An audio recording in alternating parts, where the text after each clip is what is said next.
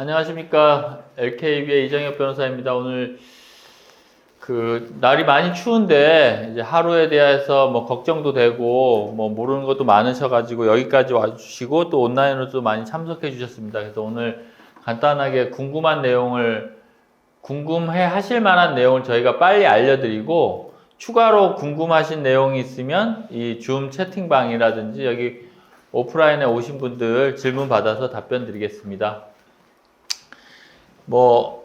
지금 저희가 빠르게 이런 다수당사자 이제 금융사고가 발생했을 경우에 피해자들 회복을 위해서 어떻게 해야 되는지에 대해서 저희가 많이 법률 전문가로서 고민도 많았고 어떻게 하는 게 맞는 건지에 대해서도 많이 생각을 해본 결과 청산형 회생이 가장 좋다라고 생각해서 빠르게 청산형 회생을 신청을 한 상황입니다. 그래서 이런 경우에 다수당사자의 소송의 경우에 해결할 수 있는 방법은 법률적인 것밖에는 없거든요. 그래서 법률적인 거는 크게 두 가지가 있는데 형사와 민사 그리고 회생 이렇게 있습니다. 그래서 회생 파산 제도는 사실상 민사와 비슷한데요. 그러면 형사 부분은 국가가 잘못했으니까 형벌을 가하는 것이고 피해자한테 피해 회복을 하는 기구는 그런 절차는 아닙니다. 원칙적으로. 그런데도 이제 다른 여러 가지 다수당사자 소송을 하는 이유는 그 형사 절차에서 불법적으로 취득한 그런 수익에 대해서는 범죄 수익으로 몰수를 하는데 그 몰수를 하는 그 자산을 이제 범죄 피해자에게 돌려주도록 부패방지법에 기재가 돼 있으니까 혹시 이제 자산이 몰수가 되면 그 형사 절차에서 몰수된 부분에 한해서 이제 반환받을 수 있는 절차가 있고요. 그런데 그 형사 절차에서 중요한 건 사기 당시에 그 고소한 사람들의 그것만 하기 때문에 결국은 어떤 문제가 생기냐면 민사적으로 본인이 고소를 하지 않았는데도 불구하고 나중에 몰수된 자산에 대해서 나도 하면서 많이 압류를 해버리면 검찰에서 이걸 나눠주기가 너무 어렵게 됩니다. 그래서 엄청나게 오랜 세월이 지연될 수도 있고요. 그리고 지금까지 검찰에서 그렇게 해가지고 아주 큰 단위의 어떤 몰수 재산을 분배해 준 사례가 없습니다. 그런 사례는 다 파산 절차로 진행된 경우가 대부분인데 저희가 왜 청산형 회생이라고 하는 절차를 선택했느냐? 청산형 회생하고 파산은 비슷합니다. 사실은 결국은 둘 다 청산하는 건데요. 근데 파산 절차는 첫 번째 차이가 청산형 회생과의 차이가 부실의 원인이 뭐고 임직원들이 과연 부실에 어느 정도 책임이 있는지 그리고 그런 임직원들의 은닉 자산이 뭔지에 대해서 심대한 조사가 없습니다. 그래서 조사 비용도 파산 절차 비용이나 조사위원 비용도 엄청나게 차이가 있습니다. 저희가 이 하루델리오 사건 때문에 수임료 중에 거의 6천만 원 이상을 이 조사 비용만으로 지출했거든요. 근데 파산 관제인에게는 상당히 작은데도 왜 그걸 안 했느냐 하는 저희는 은닉된 자산이라든지 그리고 현재 가지고 있는 자산 그리고 여러 가지 위탁한 곳이라든지 아니면 거래소에 있는 자산까지 그나마 법률적으로 최대한의 조사를 하기 위한 절차로 그 조사위원회 조사를 하기로 한 거고요. 만약에 이게 아니고 회생을 안 한다. 그러면 어떻게 되냐? 각자가 그냥 여러 명이 모여가지고 하루를 상대로 민사소송을 제기하고 그 자산이 있으면 가압류 가처분을 해야 되는데 지갑은 특정이 안 되기 때문에 지갑에 있는 것들은 가처분이 일단 안 됩니다. 가압류도 안 되고 할 수 있는 정도는 임대한 임대차 보증금이나 차량 정도나 할 수 있을까? 그것도 법인이 외국 법인이라서 대응을 안 하면 제대로 하기 어렵기 때문에 민사 절차로 한다는 거는 너무나 어려운 거고요. 설령 민사 절차에서 이기고 나중에 가압류된 걸 하면서 판결을 받더라도 다른 수많은 채권자들이 들어와 가지고 같이 또 가압류를 해버리기 때문에 그 채권자들끼리 또 싸워야 됩니다. 너 아니지 않냐? 너 원래 1비트밖에 안 넣은 것 같은데 너 왜 10비트를 청구해? 이런 식으로요. 그래서 현실적으로는 민사 절차를 통해서 받기가 어렵습니다. 그런에도 불구하고 민사 절차 한다는 사람들은 어떤 사람들이냐? 사실상 하루에 대표나 이런 사람들하고 커넥션이 있어서 내가 이렇게 할 테니까 너 사실상 인정해 해서 빠르게 판결이나 이런 걸 받고 임의 변제를 받을 수 있는 사람들. 이런 사람들은 회생 절차가 싫죠. 공정하게 받아야 되는데. 그런데 뭐 델리오 같은 데 보면은 이제 그렇게 하려는 사람들이 있는 것 같고, 하루는 그런 정도는 아닌데, 하루는 지금 문제가 되는 게 법인이 그 투자할 때 약관에 있는 법인이 규제 회피를 위해서 한국 법인이 아닙니다. 그냥 페이퍼 컴퍼니로 저기 뭐 영국의 버진 아일랜드나 뭐 우크라이나 뭐 이런데, 그리고 싱가포르 이런데 페이퍼 컴퍼니를 만들어 놓고 거기서 법인세를 내는 형식으로 법률을 세팅해 놨어요. 그리고 나서 모든 임직원은 한국에 있는 강남역에 있는 저기서 마케팅도 하고 뭐 서버 관리도 하고 프로그램도 개발했는데, 하지만 자기는 위치만 거기 있을 뿐 내 소속은 저기 버진 아일랜드 이런 소속이기 때문에 나는 한국법 따를 수 없어. 이렇게 지금 주장하고 있는 상황이었고요. 그거에 대해서 저희가 실질을 봐야 된다라고 해서 여러 가지를 한꺼번에 하루인베스트라든지 하루인베스트 코리아라든지 뭐 이런 데를 같이, 이거는 사실상 같은 몸이니까 모든 실체가 저기 강남역에 있는 임대차 한 거기에 서버라든지 모든 게 있다라고 해서 회생 신청을 했고, 그런 회생 신청에 대해서 일단 재판부에서 그래 뭐 지금 상황은 알겠고 일단 니네가 말하는 것처럼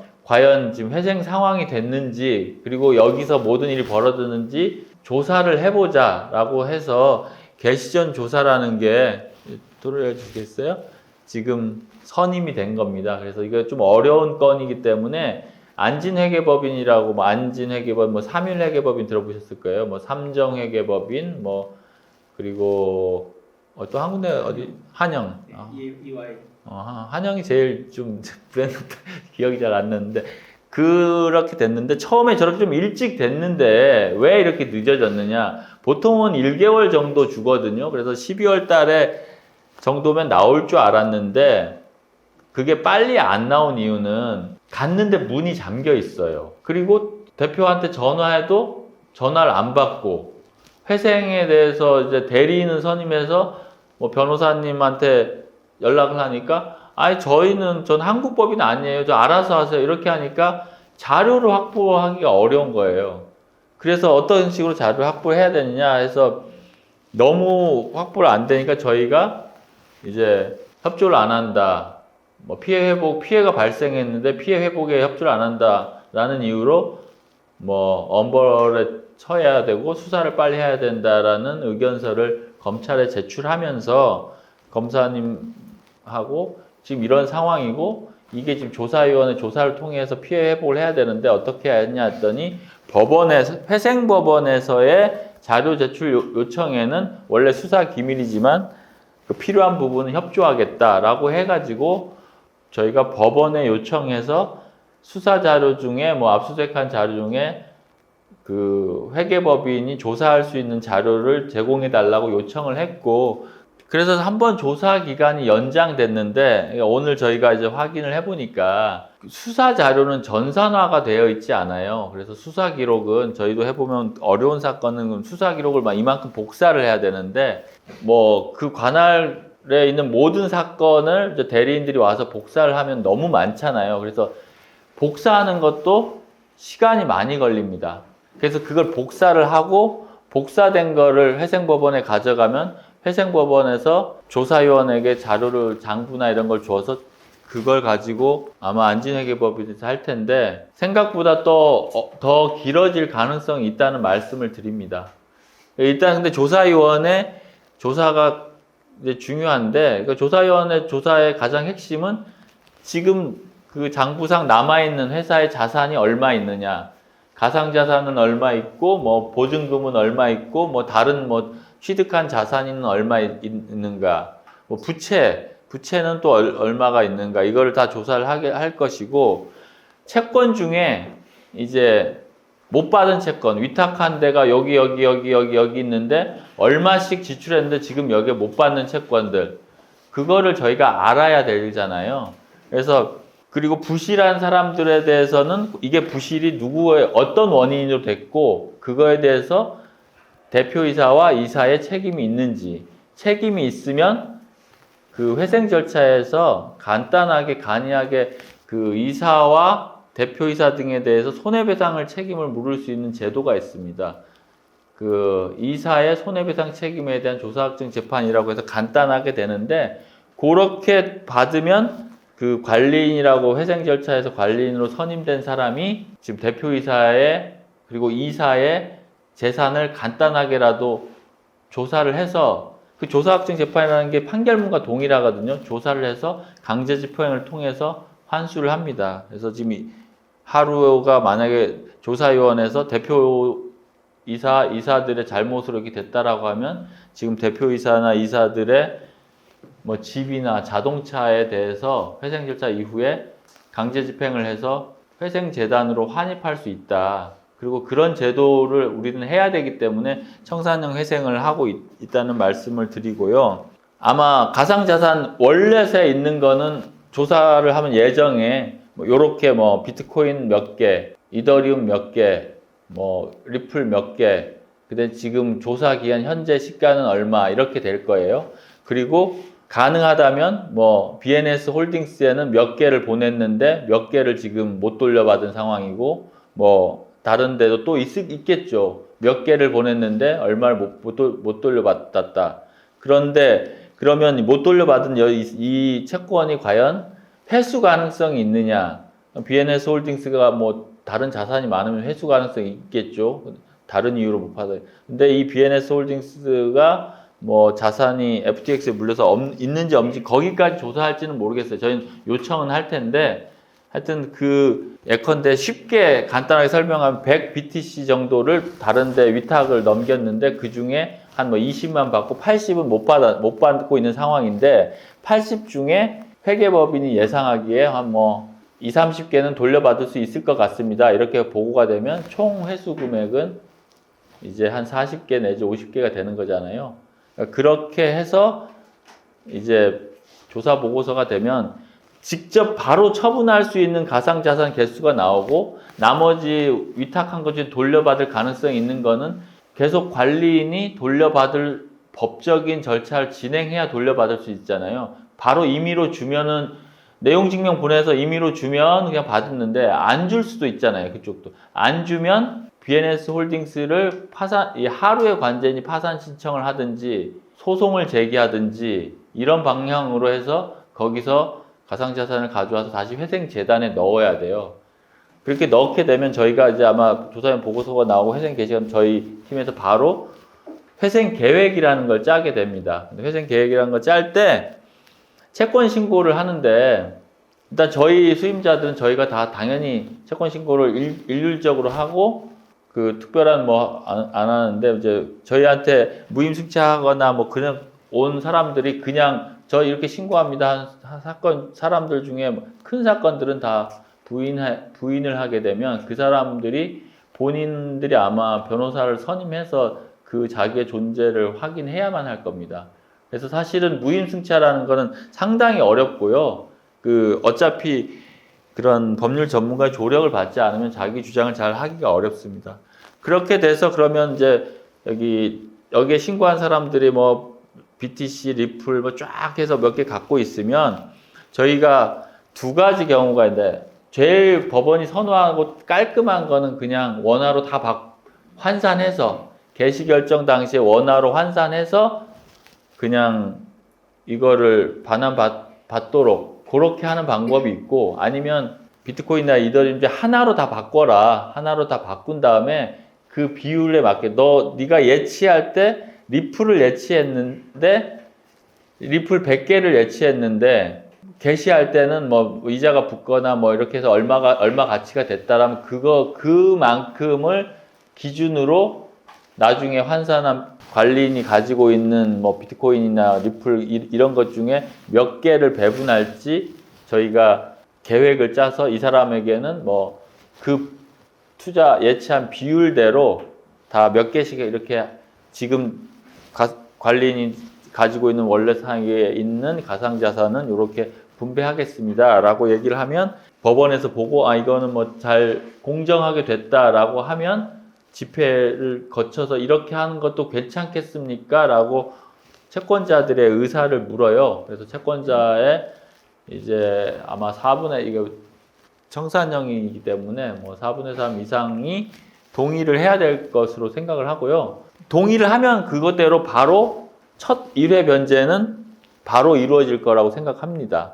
그래서 지금 저희가 작업해서 분배하는 거하고 채권 신고하는 것 사이에서 이제 가장 오래 걸리는 거는 이제 채권 신고하고 그거에 다투는 게 제일 오래 걸리는 거고, 그러면 그렇게 처음에 가지고 있는 거 다 변제하면 그 다음은 어떻게 하느냐? 그 다음은 아까 말한 대로 회생계획안은 이제 뭐 최대 10년까지 되는데 관리인이 최소한의 이거 회수할 수 있는 인력만 남기고 계속 회수를 하는 거예요. BNS 홀딩스로부터도 회수하고 뭐 다른 데 다 회수하고 개인적인 아까 말씀드린 임원이나 대표자 자산도 회수해서 아마 1년마다 한 번씩 모은 거를 또 그 비율대로 나눠줍니다. 그리고 또 그렇게 해서 더 이상 뭐 없을 때가 되면 이 지금 하루 인베스트는 청산돼서 소멸하는 것으로 되는 거고요.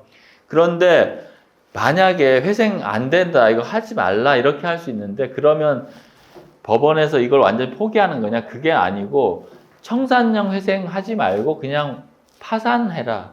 파산관제인이 그냥 이거는 존속이 어려우니까 네가 가상자산을 천천히 팔고 그냥 최대한 손실을 줄이면서 청산형 회생을 하고 싶었는데 그렇게 하지 뭐 그냥 빨리 파산을 해라라고 할 수도 있어요. 그럼 파산은 하면 파산관제인이 선임돼서 또 마찬가지 조사를 합니다. 근데 이미 개시전 조사가 되어 있으니까 간단하게만 조사하겠죠. 그 조사한 걸 가지고 다시 파산관제인한테 이제 채권 신고를 다 하는데 그 경우에 파산관제인이 인정할 수도 소명자를 보고 인정, 불인정, 인정, 불인정 이런 절차를 거쳐서 마찬가지로 하게 됩니다. 그리고 나서는 파산관제는 빨리 천천히 할 필요가 없으니까 한꺼번에 뭐 10분의 1씩 한 달에 한 번 이거 금액이 크지 않으니까 업비트 빗썸에 다 던져서 매각하겠습니다. 이렇게 얘기하는 거예요. 그래서 던져서 최대 이런 경우에는 뭐 사실 한 3개월에 전부 처분할 수도 있어요. 예컨대만 200~300억이라고 하면 그런 경우에 그렇게 되면 그 처분한 걸 가지고 이제 배당 절차에 들어가는데 아까처럼 인정 못하는 사람들은 나중에 소송으로 다투게 되고 인정하는 사람들에 대해서는 파산관제인이 아까 저희가 회생계획안 한 것처럼 하는데 파산관제인은 뭐 가상자산 뭐 이런 거 없고 그냥 원화로 다 바꾼 다음에 그 파산 선고 당시에 원화 비율로 그냥 다 n분의 1 해서 배당하고 끝내는 거예요. 그래서 물론 일부 먼저 배당하고 그 다음에 중간 배당을 하고 나머지 뭐 FTX나 이런 거를 이제 파산관제인이 파산 비용을 들여서 할 수 있는데 파산관제인 중에 이제 가상자산 그 정도의 어떤 청산형 회생계획을 수행할 정도의 능력을 가지신 분이 없고 또 어려운 부분, 잘 조사가 안 되는 부분은 환가 못 하겠다라고 해서 환가 포기할 수도 있고요. 실질적으로 청산형 회생보다는 환가율이 엄청 떨어질 겁니다. 그래서 저희가 조사용 보수를 많이 주면서도 청산형 회생을 하자고 하는 거고요. 그런데도 불구하고 뭐 법원에서 뭐 여러 가지 빠르고 그냥 확실한 방법을 그냥 해라라고 했을 때 회생을 기각할 수도 있다는 말씀을 드리고 저희는 뭐 요러한 이유로 그 파산보다는 청산형 회생을 해야 된다라고 계속 의견을 쓰고 있고 그게 이제 오히려 법원도 편하다. 파산관제인이 이거에 대해서 이 정도 다수당사자들의 배당표를 작성하는 것도 못 하실 거예요, 잘. 그래서 그걸 좀 얘기를 하고 있고요.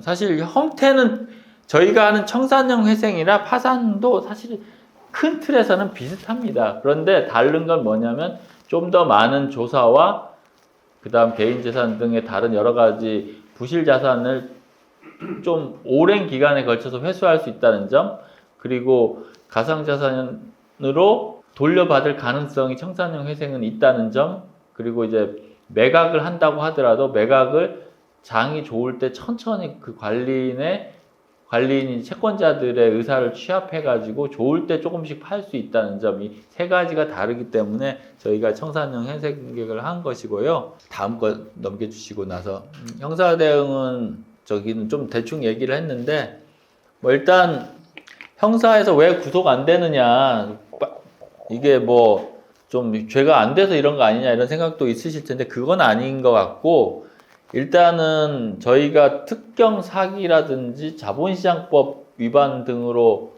이제 고소를 했기 때문에, 그게 일단 자본시장법 위반은 아직 판례가 확정되지 않은, 가상자산 관련된 거는 자본시장법 적용이 있는지 이게 금융상품인지에 대해서 아직 판례가 확정이 안 되니까 조사가 좀 필요한 상황이고요. 특경 사기 같은 경우는 예치한 순간, 그러니까 월렛에 있다가 예치했을 수도 있고 처음부터 금융상품 예치해서 다 다르거든요. 그리고 거기서 또 이자가 붙었는데 이자를 빼는 작업이 필요한 거예요.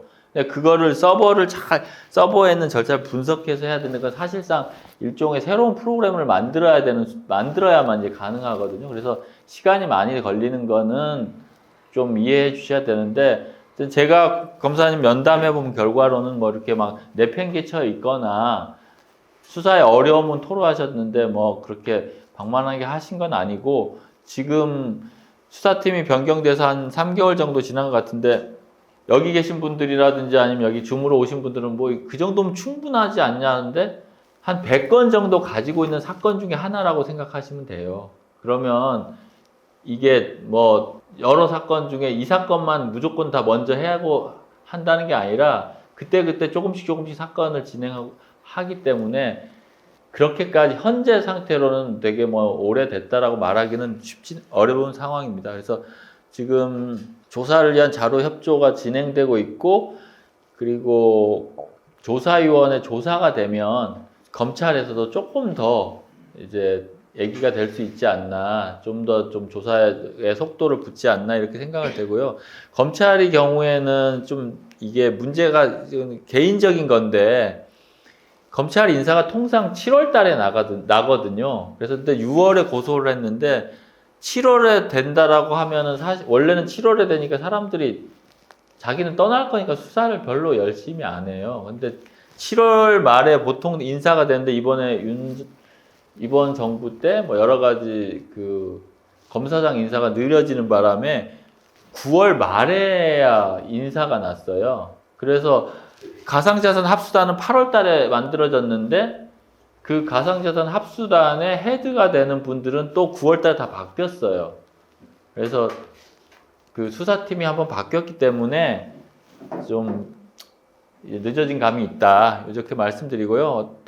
어차피 그 가상자산 합수단 1호 사건이니까 본인들이 언론에 난 게 있잖아요. 그래서 어찌됐든 이거는 중요성을 가지고 뭐 결론은 나니까 너무 그렇게 상심하실 건 아니고, 그나마 빠르게 압수수색을 해가지고 그 하루가 지금 강남역 거기 사무실 가지고 있는 가상자산 하드월렛은 압수했기 때문에 뭐 추가적인 뭐 가상자산 손실은 특별한 사정이 없으면 손실이 없는 건 다행이라고 하겠습니다.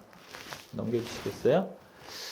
예, 그 다음에 이제 뭐 저희가 뭐 여러 가지 검토는 하고 있는데, 이게 뭐 블록크래프터스 팀에서 또 법인을 만들어서 했는데 사실상 한 몸이다라는 주장도 했고, 또 BNS 홀딩스의 방준호 씨가 이제 그 위탁을 받아서 너무 이제 저도 몰랐는데, 이쪽 그 파생상품이나 가상자산 트레이딩계에서는 어마어마하게 유명하신 분이어서 굴리는 자산이 한 뭐 3천억 정도 됐다고 하더라고요. 그래서 뭐 하루도 넣고 델료도 넣고 다른 데서도 많이 넣었다고 합니다. 근데 그렇게 많이 넣은 자산을 이제 파생상품 거래라든지 아니면 뭐 그런 좀 FTX 같은 데서는 사실 어떻게 될지 모르는 상당히 위험한 자산 거래였는데, 거기서 이제 문제가 됐는데, BNS 홀딩스가 어느 정도 자산을 정확히 갖고 있는지를 몰라요. 또 말로는 하루도 그렇고 델리오도 그렇고 BNS 홀딩스에서 많은 채권을 갖고 있다라고 하는데 모르고 BNS 홀딩스는 FTX로부터 뭐 상당히 많은 자산을 돌려받기로 되어 있다라고 하는데 그 채권을 지금 저희가 바로 확보하기는 어려운 상황입니다. 그러면 두 가지 방법이 있는데 회생이 돼서 관리인이 하거나 파산이 되면 파산관제인이 직접 BNS 홀딩스에 대한 채권자가 되기 때문에 BNS 홀딩스에 대해서 압류를 하거나 뭐 파산을 하거나 회생 신청을 하거나 뭐 이런 식으로 절차 진행을 해서 그 몰래 FTX로부터 BNS 홀딩스로 그냥 지금 배당금이 건너가서 산일돼 버리는 게 가장 큰 위험인데 그거를 막아야 되는 상황이고요. 그게 지금 직접적인 그러니까 저희가 BNS 홀딩스도 일단 그 포괄적 금지 명령이라도 받기 위해서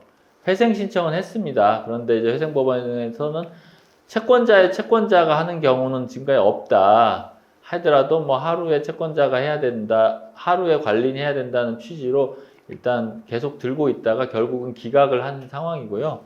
그리고 이제 방준호에 대해서 형사 절차를 하고 있다고 하루 측에서 말하는데 그에 대한 정보도 사실은 이제 하루의 대표의 협조가 필요합니다. 근데 이제 하루의 대표가 사실은 피해 회복 어떤 이유인지 모르지만 적극적이지 않고 그냥 뭐 말로만 뭐 자기들이 알아서 변제해 주겠다라고 하는데 그거를 믿을 수가 없습니다. 그러니까 자산이 얼마 있는지도 모르는데 뭐 가까운 사람한테는 뭐 많이 주고 뭐 남아있는 뭐 요것밖에 안 남았어요 라고 하는 거를 검증할 방법이 없기 때문에 그 하루 뭐 회생이나 파산 같은 공적 절차가 아니고 그냥 하루 임직원들의 주는 대로 받는 거는 저희는 도저히 받아들일 수가 없는 상황이고 그렇게 지금 피해 회복을 지연하고 있기 때문에 저희가 탄원서도 제출하도록 했고 저희가 의견서로도 검찰에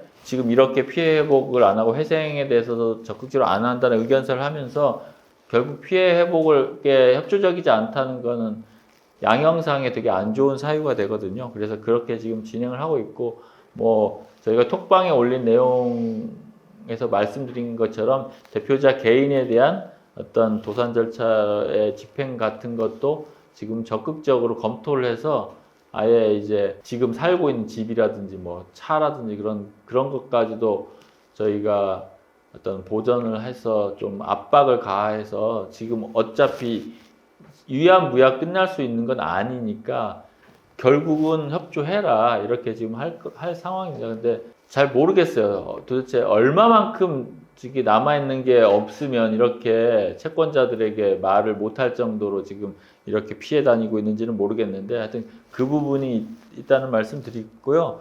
뭐 오늘 좀 길게 말씀드렸는데 지금부터는 채팅창에 올라온 거라든지 아니면 여기 오프라인 오신 분들 궁금한 점 있으면 바로바로 말씀드리겠습니다. 코인으로 반환하는 게 원칙으로 안다라고 언급한 걸 알고 있습니다라고 하는데 자 보십시오. 그럼 A가 있고 B가 있는데 이 사람은 비트코인 10개를 넣고 이 사람은 그 이더리움 100개를 넣었어요. 딱 넣었는데 운영 자금이라든지 여러 가지 할 거 아니에요. 이 사람들 USDT로 한 뭐 반을 바꿔서 건너주고 그러면은 뭐 10개 중에 5개 남았잖아요.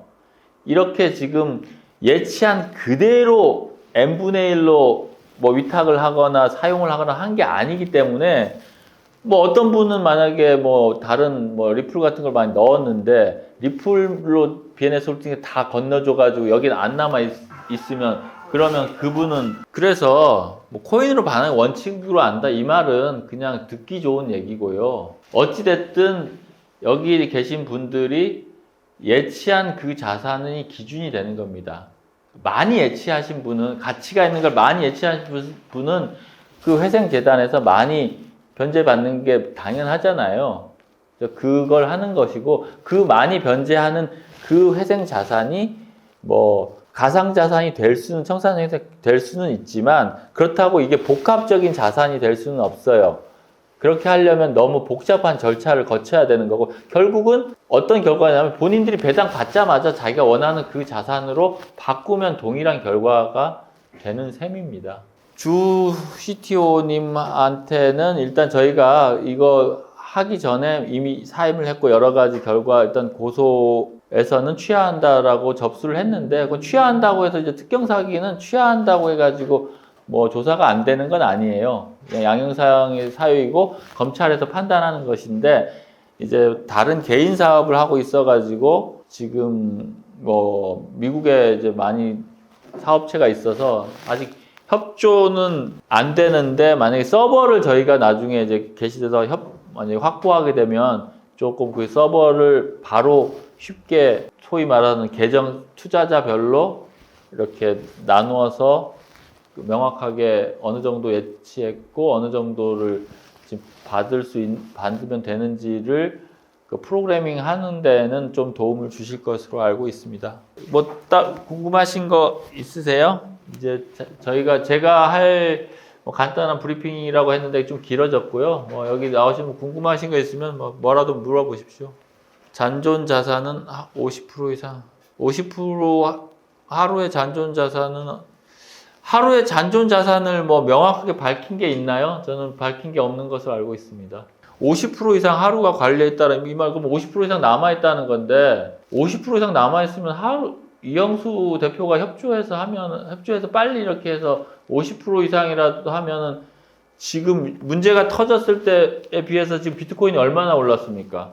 50%면 원화로 환산하면 실질 손해는 많이 줄으셨을 거예요. 그러니까 이 말은 저는 뭐 믿지는 못하는 상황이고요. 예, 적극적으로 어떠한 협조를 했는지 전혀 모르겠습니다. 그냥 압수수색해서 우리는 자료 없다 이 정도를 협조를 하고 생각하면 협조일 수 있겠죠. 그러니까 판사님은 회생자차에서 뭐 여러 가지로 그 채권자라든지 채무자 얘기는 듣습니다. 근데 그게 이제 뭐 그렇게 중요한 건 아니고요.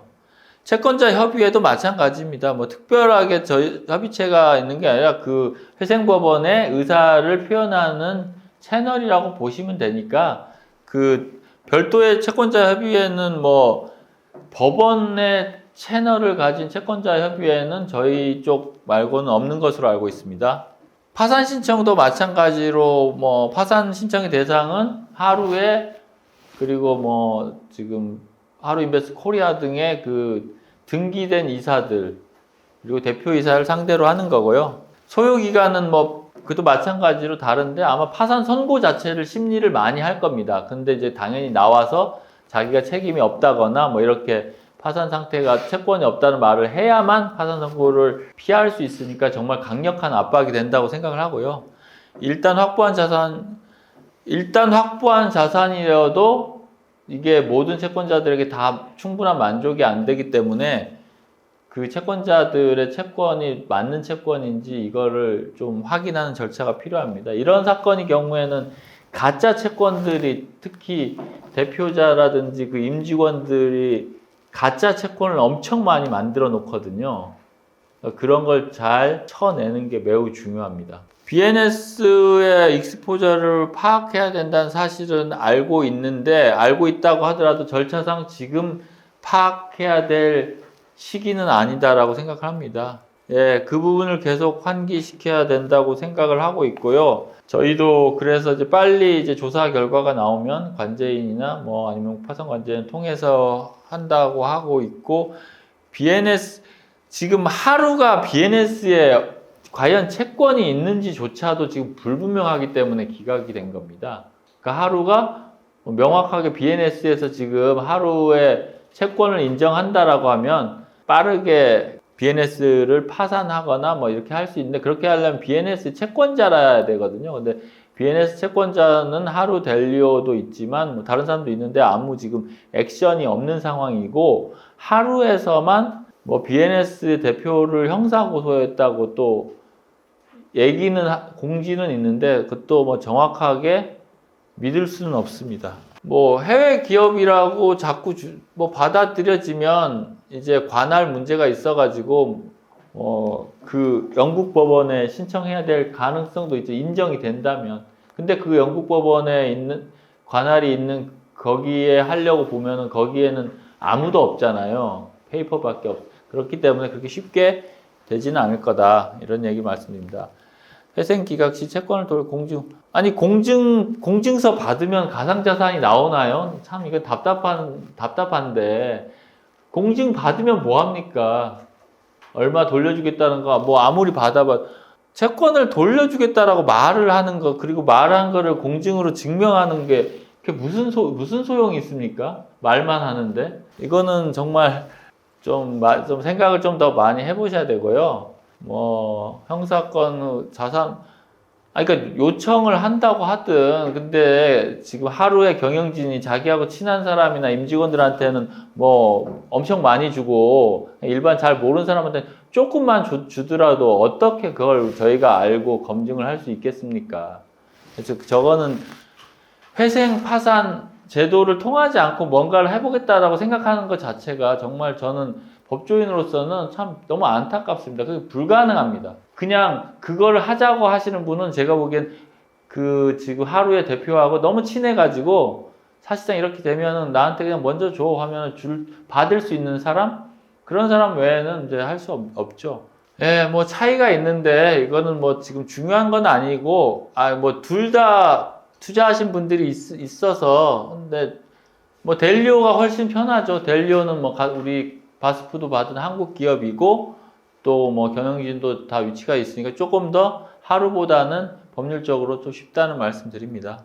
이영석 학생한테 파악 없다니 저도 그 파악할 수 없다고 하는 이유를 모르겠습니다.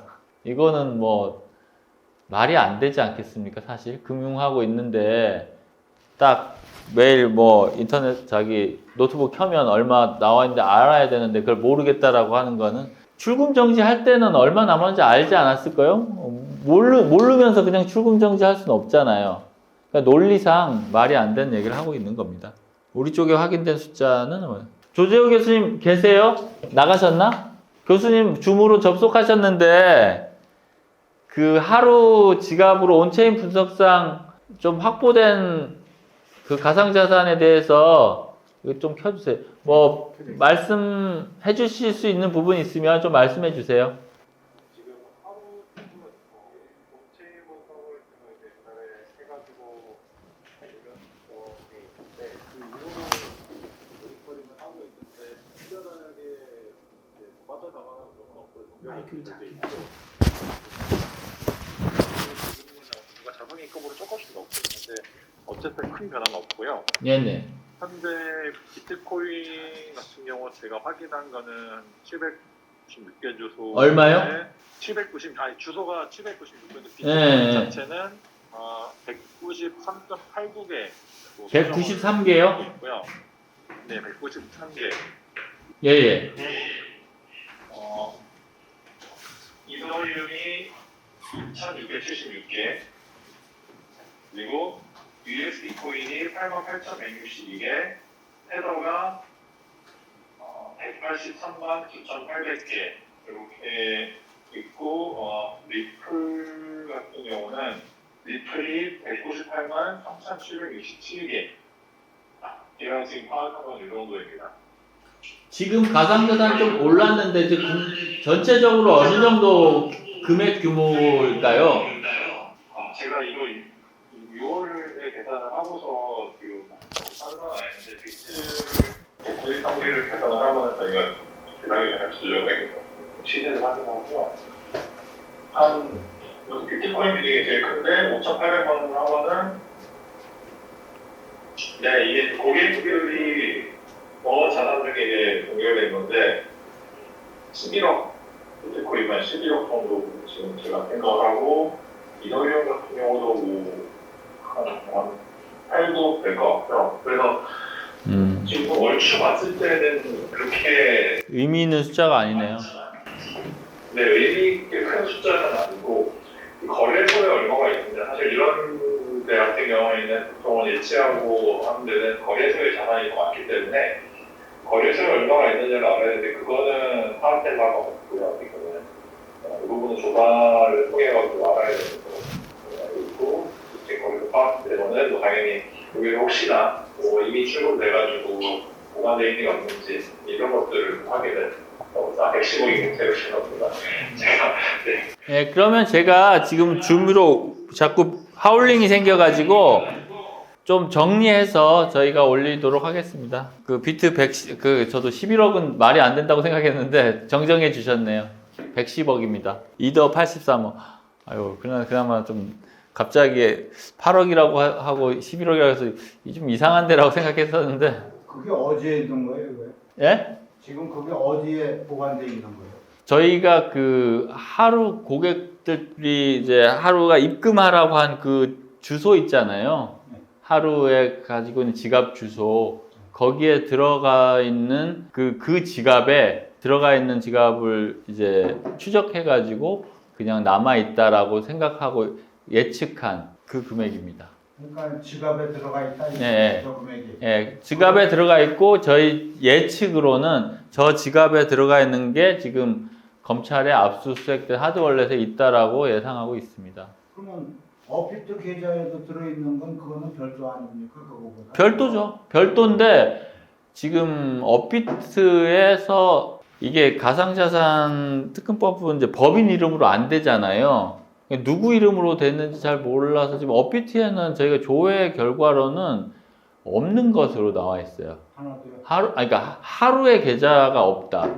하루 계좌가? 예. 그래서 뭐 바이낸스를 썼는지 하여튼 저희 그거는 조금 더 저희가 조사를 해봐야 될 것 같은데 업비트 빗썸은 조회를 했는데 뭐 특별한 게 없다라고 나왔고요. 지금 뭐 바이낸스나 뭐 다른 저희 여타 거래소를 좀 해야 되는데 그거는 사실은 장부를 까보면은 장부에는 어디에 했다라는 그런 기재가 있으니까 그거 보고 하면 엄청 쉽잖아요. 뭐 억지로 하는 것보다. 그래서 그 절차 지금 진행하고 있는 상황입니다. 그러면은 업비트에 하루 정기로다가 명의로 들어가 있는 계좌가 없다고 하면 거기는 아무것도 없는 거 아니에요? 그러니까 하루 이름으로는. 그 업비트 자체가 개인 명의로밖에 지갑을 안 만들어주거든요.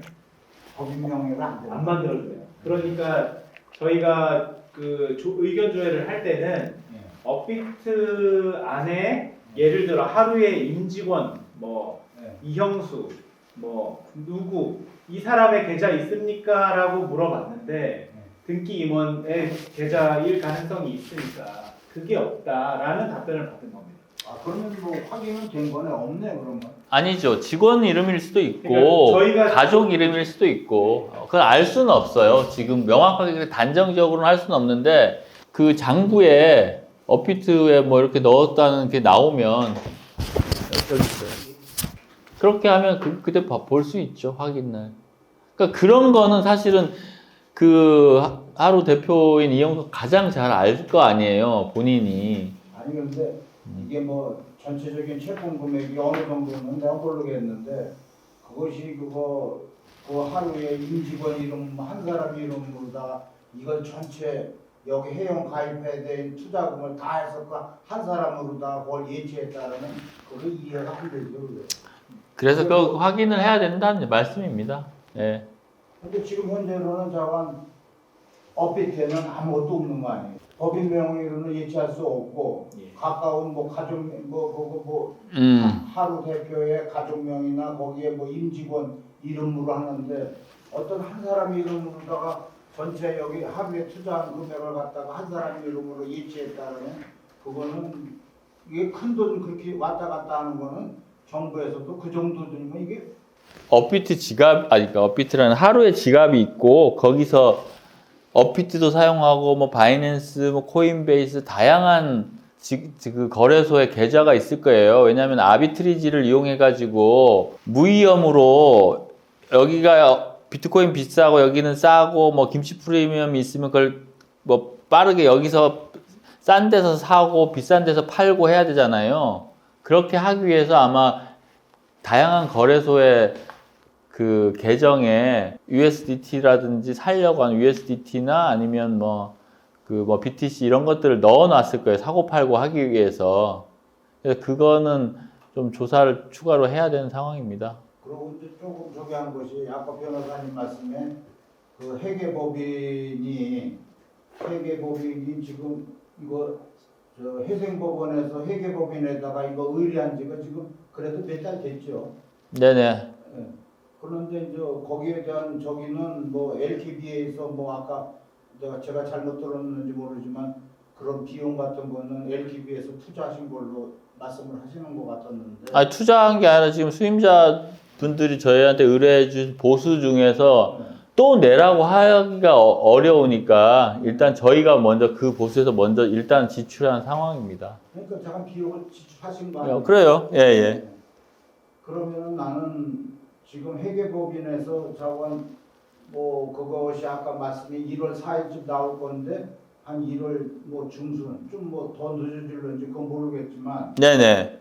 그러면은 지금 이것을 회계법인에서 의뢰는 했지만 그래도 거기에 관계되어 있는 LTV 같은 데서 거기에 대해서 지금 좀 알아볼 수는 있는 거 아니에요? 아니, 그렇게 안 되게 있어요. 법률상 저희가 중립을 지켜야 되고, 채권자, 채무자가 있는데 조사위원이 함부로 면담을 해서 한쪽에 뭐 어떻게 유리하게 그렇게 할 수 없는 상황이에요. 아니 그러니까 뭐 유리하게 뭐 지금 이 판에 뭐 유리하게 해주고 뭐 불리하게 할 수도 없는 건데 이 진행 상황에 대해서 진행 상황에 대해서는 뭐 저희가 뭐 어느 정도 되고 있으니까 이 정도는 뭐 물어볼 수는 있겠지만, 일단 공식적이지 않은 채널로 뭘 물어보는 것도 나중에 공정성 시비가 생기니까 굳이 그게 뭐 저희가 이렇게 뭐 궁금하시긴 하겠지만 뭐 이렇게 물어본다고 해서 빨라지는 것도 아니고 하니까 좀 기다리고 있는 상황입니다.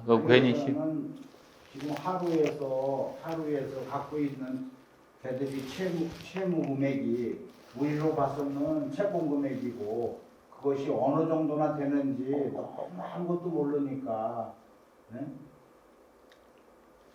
그리고 이제 그것이 지금 뭐 저 남부지검에서도 지금 압수수색 한 지가 한 6개월 되면은 거기서 암만 뭐 수사팀장서 그 수사팀이 한 2번 바뀌었다고 하더라도 그거는 가장 기초적인 거기 때문에 그러니까 그게 이제 만약에 결국은 받으려면 채권 신고를 해야 되니까 그때 확실히 알게 되실 거고요. 그러니까 저희한테는 뭐 한 300억 정도 되신다고 저희 수임하신 분들 그 정도 알고 계시면 될 것 같아요.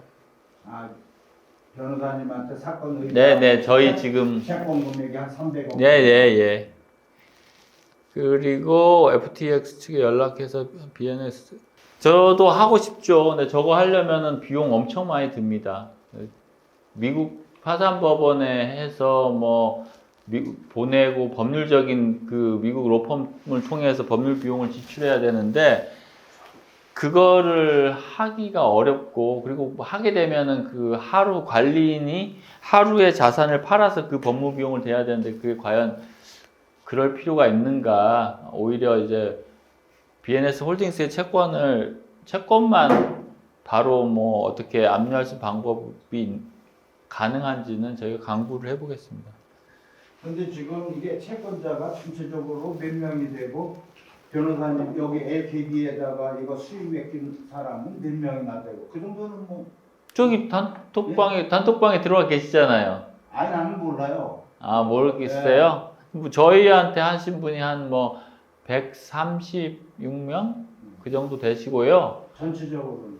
전체적으로는 저 모르죠. 전체적으로는 뭐 예전에 자기 계정 가지고 있는 사람들은 뭐 8만 명까지 돼 있다라고 자기네들이 홍보를 했는데 실질적으로 의미 있게 이런 예치를 한 사람이 얼마인지는 좀 있으면 알려지게 됩니다. 그냥 뭐 좀 궁금하셔도 시간 지나면 그거는 곧 밝혀지게 되니까요. 지금 줌에 좀 들어와 있는 분들이 꽤 많으신데 줌에서 뭐 질문을 우선은 좀 먼저 받아보고 할게요. 예. 개별적으로 조금 더 이렇게 설명을 드릴 수 있을 것 같아서 끝나고도 좀 줌에서, 시간 네. 있으시니까. 줌에 지금 들어와 계신 분 중에 궁금하신 사항들을 조금 올려주시면 저희가 앞으로 한 10분에서 15분 정도 질문을 더 받고 그렇게 하고 오늘 설명을 네, 마무리하겠습니다. 하도록 하겠습니다.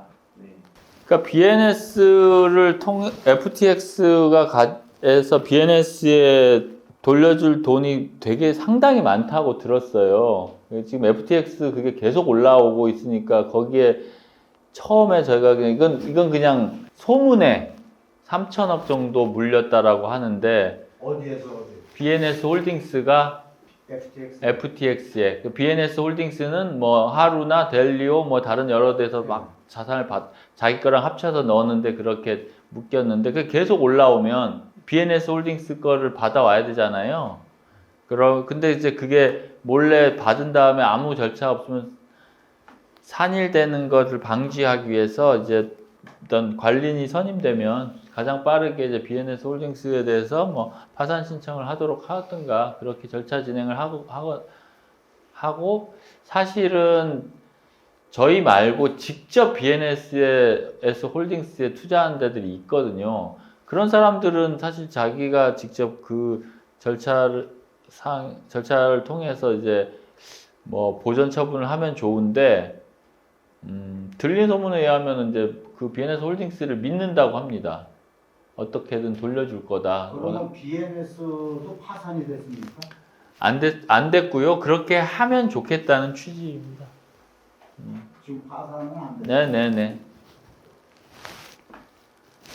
외국 법인이라고 대항하는 건 별 문제가 안 돼요. 문제가 되기 때문에 지금 계속해서 법률적으로 지연되고 바로 회생 개시가 나지 않고 개시 전 조사부터 하는 겁니다.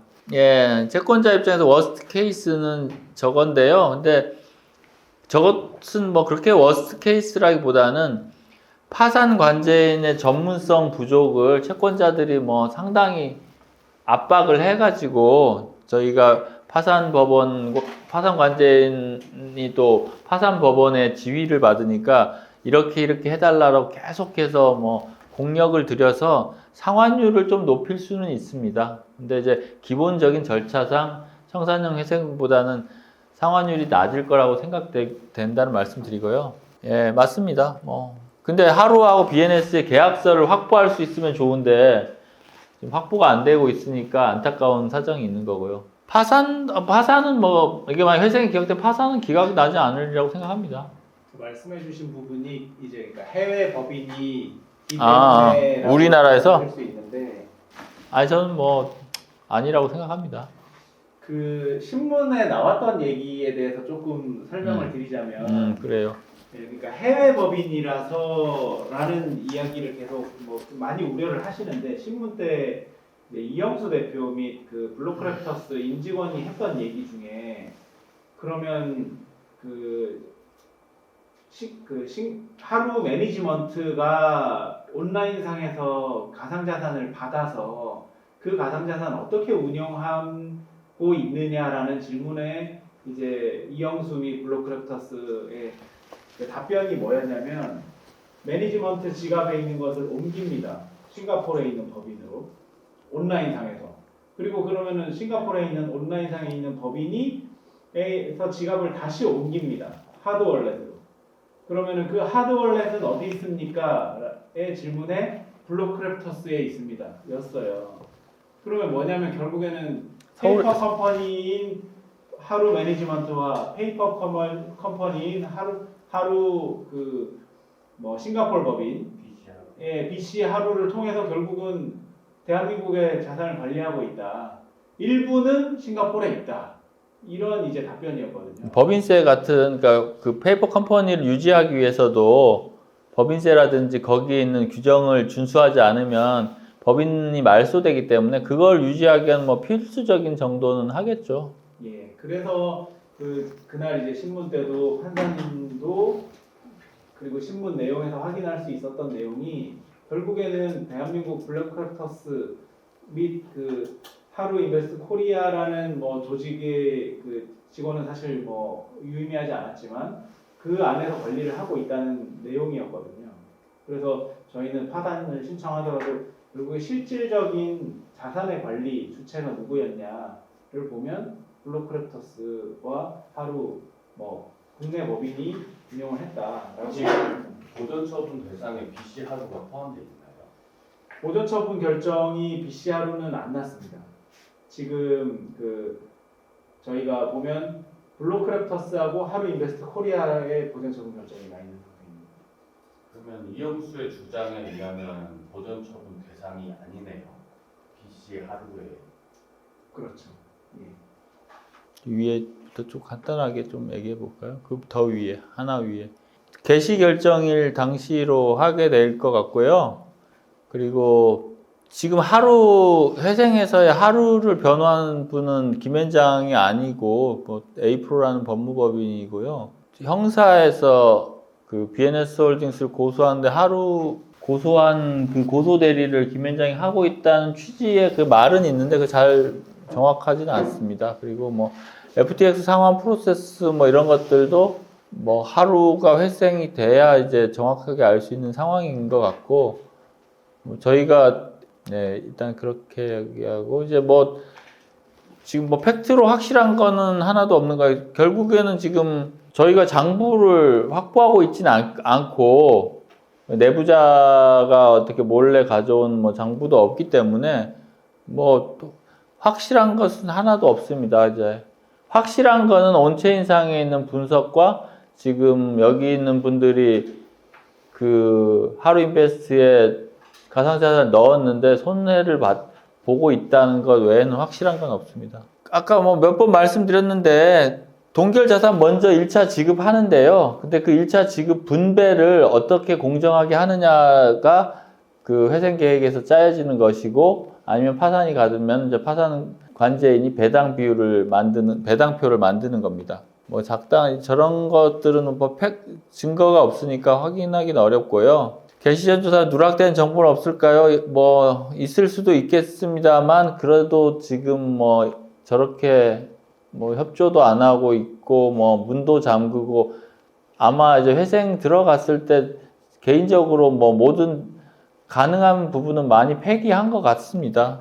저건 뭐 모르겠습니다. 하루 측 변호사들이 뭐 어떻게 하려는지 모르겠고요. 채권자들이 절차 진행, 하루에 대표자나 이사를 좀 강력하게 압박하는 게 필요하니까 뭐 제가 그 임원에 대한 파산 신청 여부에 대해서 좀 동의해달라는 취지로 올렸고요. 그러니까 부족하다고 느끼실 수는 있는데 필요한 뭘 해야 되는데 절차상의 어떤 조치를 못하게 되거나 이런 건 아니고, 이제 사실 뭐 단순히 자산이 묶여 있으면 궁금하시기 때문에 이제 소통을 하고 싶다고 하시는데, 저희가 그 중요한 내용, 카톡에서 질문해 주신 내용이 중요한 내용이라고 하면 저희는 그거에 대해서 답변을 하고, 혹시 늦어지거나 저희가 다 보고 있기 때문에 별다른 답변이 없으면 저희가 보기에는 법률적으로 중요하지 않다라고 판단하고 있구나, 이렇게 보시면 됩니다. 뭐 그래서 어차피 저희 측에 또 뭐 대표단 아니셔도 뭐 중요하신 분들은 저희한테 뭐 연락 주시거나 개인적으로 연락 주셔서 어떻게 되고 있냐라고 연락 주시면 저희가 뭐 제가 할 수 있는 한, 시간이 되는 한 최대한 답변 드리고 있으니까요. 그 정도 하시면 될 것 같습니다. 구속수사 얘기도 나왔는데 구속수사 불가한 건 아니고요. 조사가 끝나면 구속해서 기소할지 불구속해서 할지를 아마 결정하리라고 생각합니다. 검찰에서 공지 내용 특별하게 지금 아마 보지 않을 겁니다. 보지 않을 거고, 그냥 이제 정말 피해자들이 뭐 엄청나게 이제 문제를 삼을 거를 이제 막기 위해서 그냥 공지를 올리고 있는데, 모르겠어요. 도대체 누가 어디에서 이런 공지를 계속해서 올리고 있는지. 하여튼 뭐 괘씸죄는 아니고, 저희가 이런 식으로 하는 경우는 지금 피해 회복에 충분히 협조하고 있지 않는다, 법원에 협조하지 않는다, 검찰에 협조하지 않는다는 이유로 뭐 엄벌에 처해야 된다는 취지로 몇 번 했고요. 결국 기소되면은 이게 부메랑이 돼서 엄청나게 많이 될 텐데, 어떤 법무법인으로부터 뭐 조언을 받고 있는지 모르지만 가상자산 범죄의 경우에는 수많은 범죄들이 증거가 없어가지고 그냥 유야무야 되는 경우도 있거든요. 그래서 그렇게 하고 싶은 마음도 있는 것 같긴 합니다. 증거를 없게 만들려고. 근데 그런 차원에서도 사실은 지금 하루에 대표라든지 이사는 뭐 정말 크게 비난받아 마땅하고요. 사실 뭐 나중에 형사가 기소되더라도 저희 채권단에서는 뭐 피해자 대리인으로서 이거는 이런 식으로 그 피해 입은 사람들에게 빨리 할 수 있는 여러 가지 기회까지도 계속 미루는 것에 대해서는 상응한 처벌을 받아야 된다라고 그렇게 의견을 제출할 생각입니다. 테라 루나 사태 없을까 관련된 뭐 저도 뭐 모르겠습니다. 그 검사님께서는 아마 뭐 그렇게 노력은 많이 하고 계시는 것 같은데 언제 끝난다고 제가 물을 수 있는 상황은 아니고요. 뭐 그 정도 비슷하게 가지 않을까 개인적으로 그렇게 추측합니다. 법무법인 리인이 대리하고 있는 외국인 쪽은 어떤 게 진행되고 있는지 알아보겠습니다.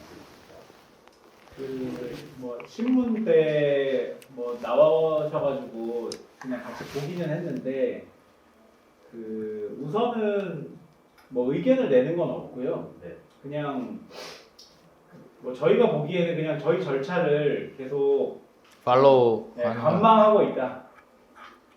그냥 어떻게 진행되는지 정도 수준이라고 보시면 됩니다. 지금 말씀하시는 분은 어디 회사에서 나오셨습니까? 아니 저희 팀 회생에서 같은 팀에서 저 회계사님이세요. 그러면 지금 그 회계법인에서 저거 회생 절차 저기에서 자료 저기 한그 법인 아니고요. 이건 저희 이제 회생 같은 경우에는 이제 회계법인, 세무법 이런 그런 회사의 숫자를 봐야 되니까 같은 팀으로 하고 있어서 저희랑 같은 팀이에요. 법무 말씀하시는 게뭐 채권자는 아닌 것 같고. 여기 앉아 있는 분들은 저희 이제 절차 진행한 팀입니다. 내가 지금 이해를 못하는 게 있는데 이제 하루에 이 사건을 맡긴 분들이 한 130명 되고 네. 사건 금액이 이건 이제 꺼도 될까? 300억 정도 된다 이렇게. 요거 그러면 이거는 끄고 말씀드릴게요. 일단 네. 그러면은 더 질문은 저희 공통점 두 개만. 네네네. 지금 이제 그 유명 유튜버 등 이제 엠베서더로 활동한 인원들로 인해서 하루를 알게 된 사람들이 대부분이고 네. 이제 그런 유튜버들이 천문학적인 수익을 거둔 걸로 알고 있습니다. 레퍼럴 수익 등 해서.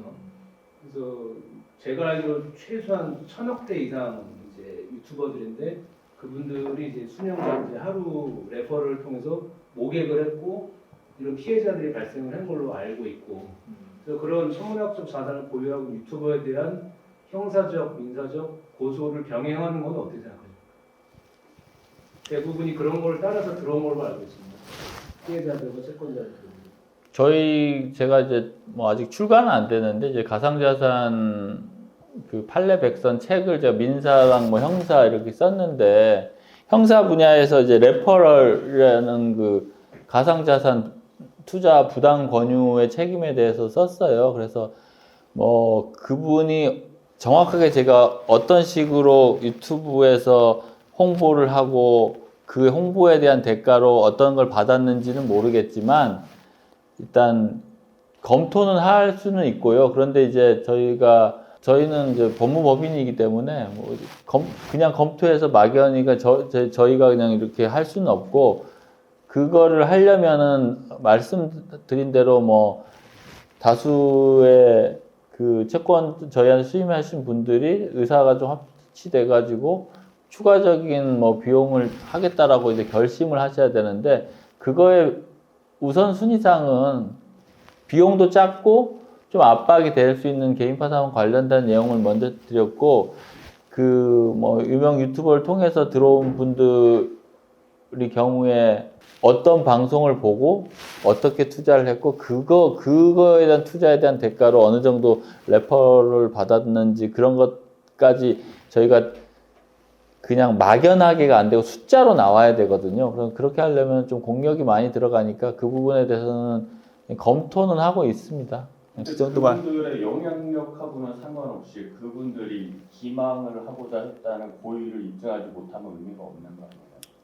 아니 고의가 이제 이게 보면 아까 말씀드린 것처럼 이게 자본시장법이 적용되는지 안 되는지가 중요한 거예요. 이게 일종의 뭐 어떤 자산이라고 생각해서 수익을 얻기 위해서 투자했잖아요. 그럼 그런 거는 대부분 금융자산의 범주에 포함되는데 그런 금융자산에 투자할 때 그 투자 권유를 하려면 다 라이센스를 받아야 돼요.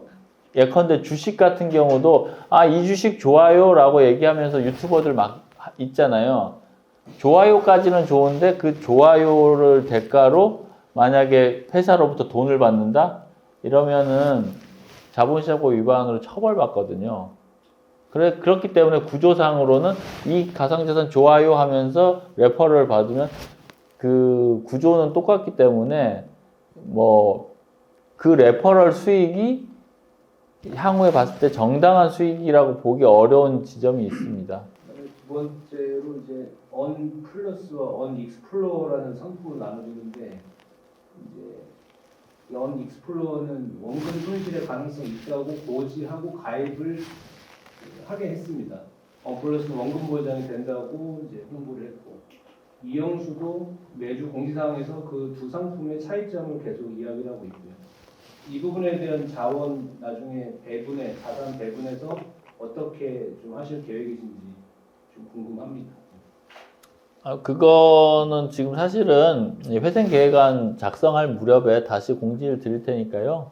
지금 여기서 말하면 뭐 괜히 분란이 오히려 될 수 있는데 그 회생계획안은 결국은 회생법원에서 이거는 이 정도는 공정하다라고 일단 통과가 돼야만 집회에서 하게 된 상황이라는 점만 말씀드리겠습니다. 네, 그러면 일단 줌은 좀 장시간 하셨는데 이걸로 종료하겠고 이걸로 갑자기 물음이 생각난다라고 하시면 일단 톡에 올려주시면 저희가 중요한 질문이라고 생각되면 시간 날 때 답변해 드리겠습니다. 네, 감사합니다.